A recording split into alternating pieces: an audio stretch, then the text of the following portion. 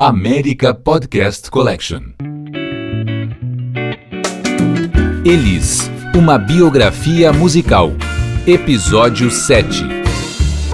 Oi, aqui é o Arthur de Faria e esse é o 7º episódio da nossa série Elis, uma biografia musical. Estamos naquele momento do casamento de Elis e Boscoli, onde todos os seus shows, tanto de televisão quanto shows de palco, são assinados pela outra cara metade do Ronaldo Boscoli, né? O Miele.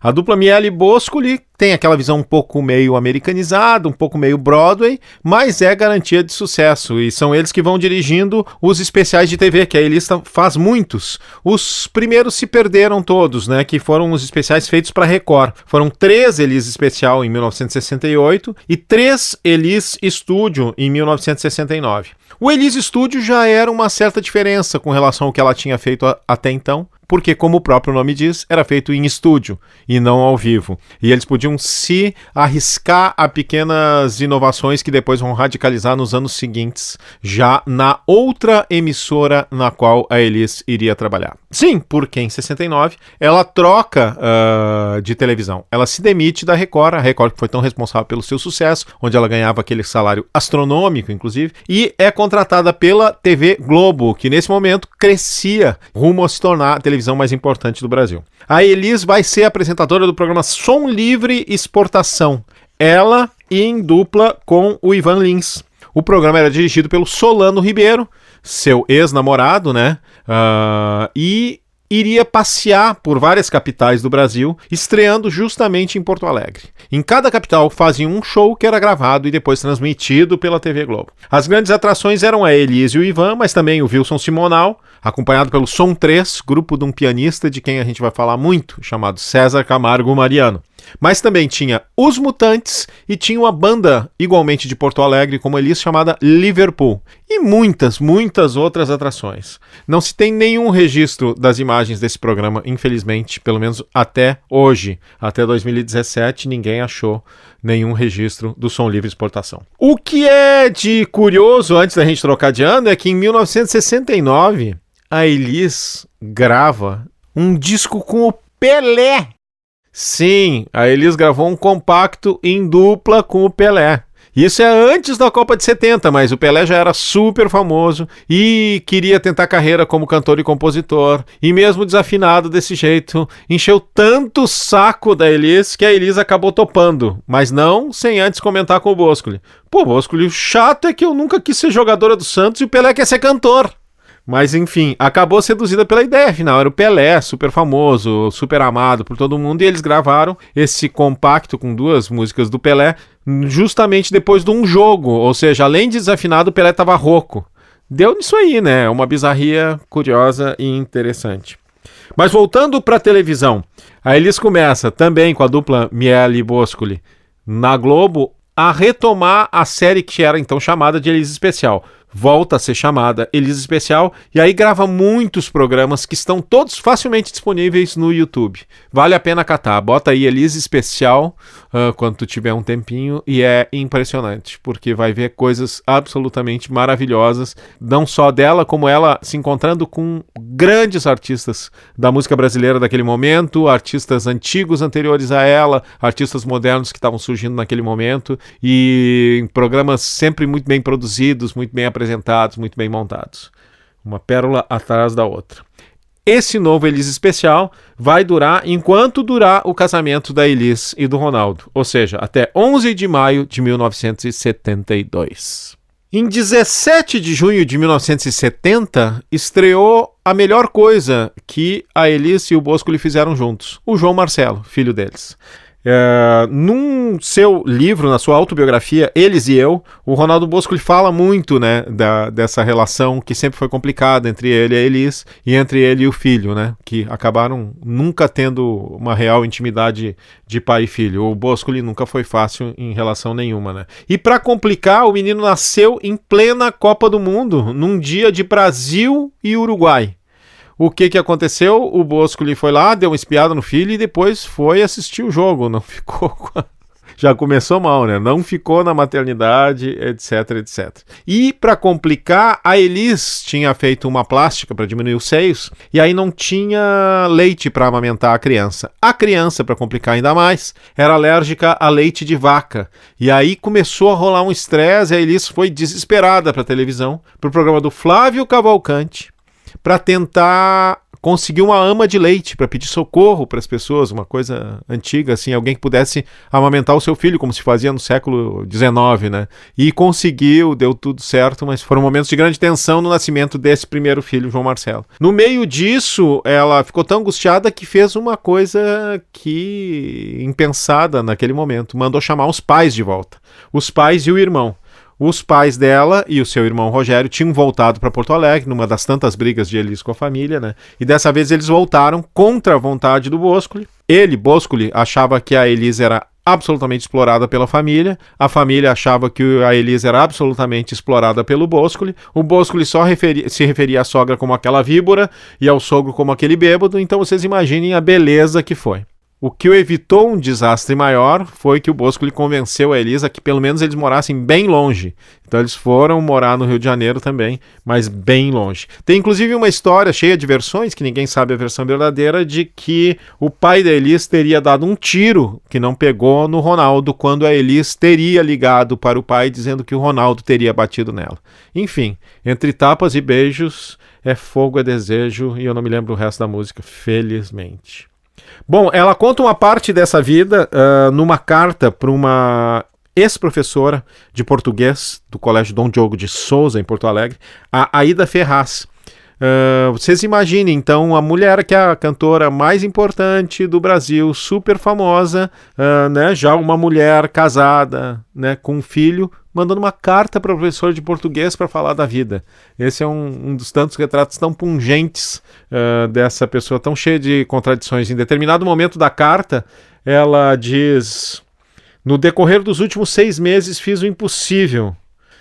Tomei, sob todos os aspectos, uma atitude de completa passividade. Ela está falando do casamento, né? Até o momento em que viver gritou mais alto que tudo. Eu quero viver sem traumas, sem neuras, sem complexos. Desfrutar dos direitos de ter 24 anos, ser feliz, morar bem, ter amigos, ter dinheiro e amar. Se pelo menos eu ainda amasse o Ronaldo. Não deixe de me escrever, eu estou esperando, e tomara que tenha feito claros os meus problemas. Caso contrário, eu explico tudo de novo, respondo tudo, faço qualquer coisa. Tenho uma vontade incrível de acertar. 1000 beijos e a maior saudade, sua sempre, Elis. O Milton Nascimento é uma testemunha também desses momentos muito tensos do casamento, né?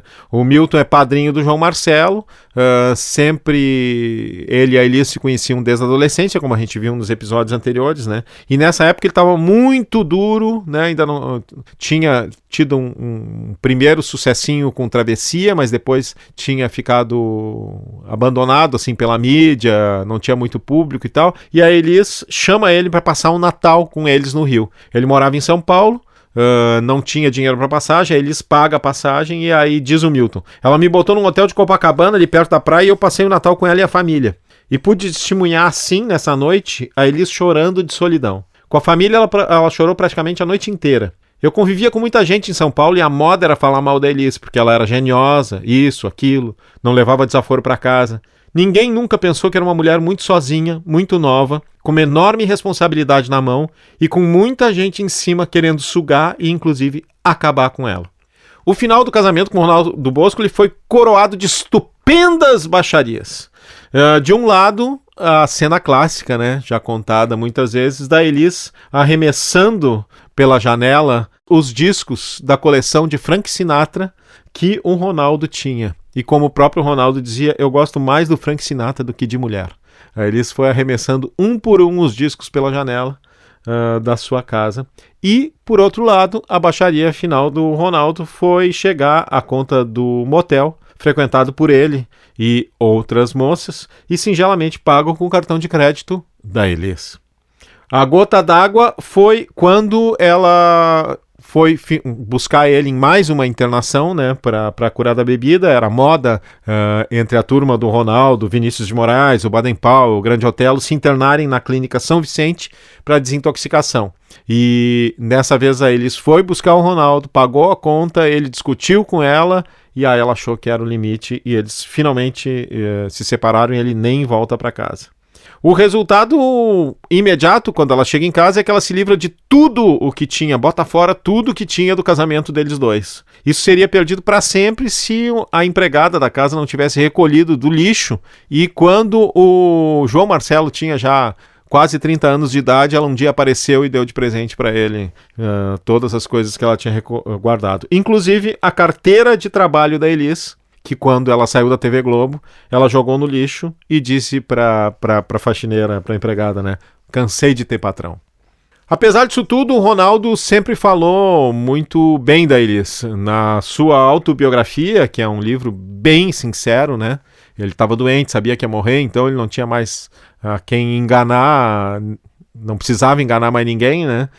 Ele é de uma sinceridade impressionante. E ele fala sobre a Elis o seguinte: a Elis tocava a vida de ouvido. A gente dizia uma coisa para ela, ela dava a volta e pouco depois já começava a ensinar o que tinha aprendido. Pessoas que não têm uma estrutura básica têm ódio das testemunhas. E eu era uma testemunha de Elis. Isso criou ressentimento, ódio. As testemunhas são perigosas. Fazíamos coisas estranhas e bonitas. Ela foi a mulher que eu mais gostei totalmente.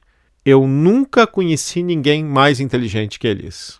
O Ronaldo Boscoli saindo, o candidato óbvio ao posto de marido de Elis era quem? Nelson Motta, o cara que sempre sonhou em ser Ronaldo Boscoli.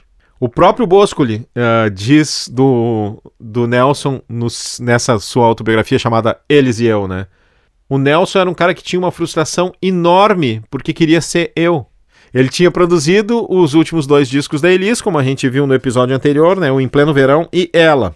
E aí, nos meses antes da separação, o Ronaldo Boscoli em São Paulo, a Elis e o Nelson Motta na sua casa de sonho, à beira-mar, eles tomam uma mescalina que o Tim Maia tinha trazido, e aí rola um clima e tal, e os dois se pegam e finalmente o Nelson Motta conta o seguinte: ficamos abraçados debaixo da manta e começamos a nos beijar. Na manhã ensolarada, voltando para casa, minha cabeça e meu coração pareciam que iam explodir, simultaneamente, de alegria e de pavor.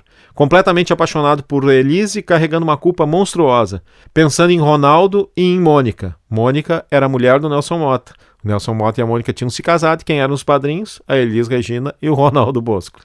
Conclui o Nelson Motta: eu me sentia um canalha vocacional de Nelson Rodrigues e o homem mais feliz do mundo.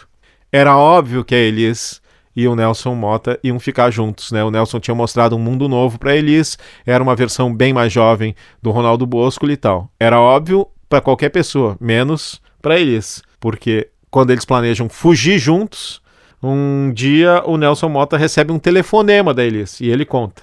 Dura, seca, formal, com a voz mais grave do que nunca, estranhíssima. Ela diz que o Ronaldo estava internado numa clínica com depressão nervosa, mas ela estava ao lado dele, indignada, me responsabilizou pelos boatos absurdos de que estaríamos tendo um caso. Me passou uma descompostura pelo atrevimento, reiterando de todas as formas e com todas as letras que não havia nem houve nunca nada entre nós. O Nelson Motta já tinha comprado as passagens e aí foi sozinho para Londres, como ele mesmo conta, tentando afogar no ácido lisérgico o descorno. A Elis ficou, já não mais com o Ronaldo, mas com César Camargo Mariano. Mas esse é o assunto para o próximo episódio.